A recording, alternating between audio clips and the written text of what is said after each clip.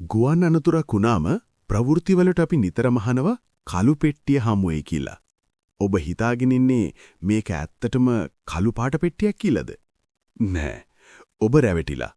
ඇත්තටම මේක තැඹිලි පාටයි.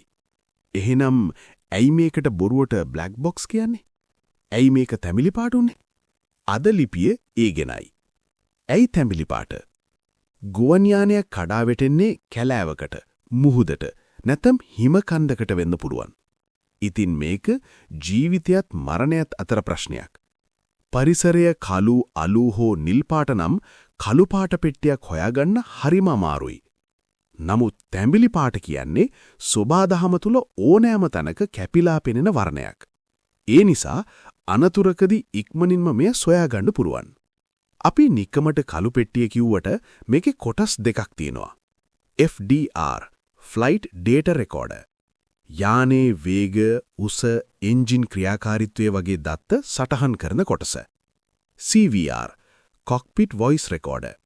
නියමුවන් කතා කරන දේවල් සහ අනතුරට පෙර ඇසෙන ශබ්ද පටිගත කරන කොටස. මේ පෙට්ටිය හදලා තියෙන්නේ ටයිටේනියම් වලින්. සෙල්සියස් අංශක 1100ක ගින්නකට පවා පැයක් කොරොත්තු දෙනවා.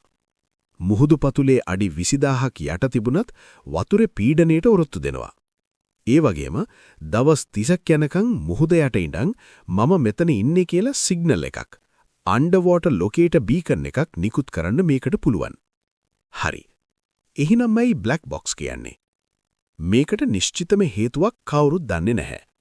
එක මතයක් තමයි මුල් කාලේ හදපු රෙකෝඩර් වල දත්ත සතහන් කළේ ෆිල්ම් පටියක නිසා එළියේ වැටෙන්නේ නැති වෙන්න ඇතුළත කළු කරලා තිබුණා කියන එක. තවත් සමහරු කියන්නේ අනතුරකින් පස්සේ මේක ගිනිගෙන අඟුරු වී හමුවන නිසා එහෙම කියනවා කියලයි. කොහොම වුණත් නම කළු වුණාට වැඩේ නම් සුදුයි.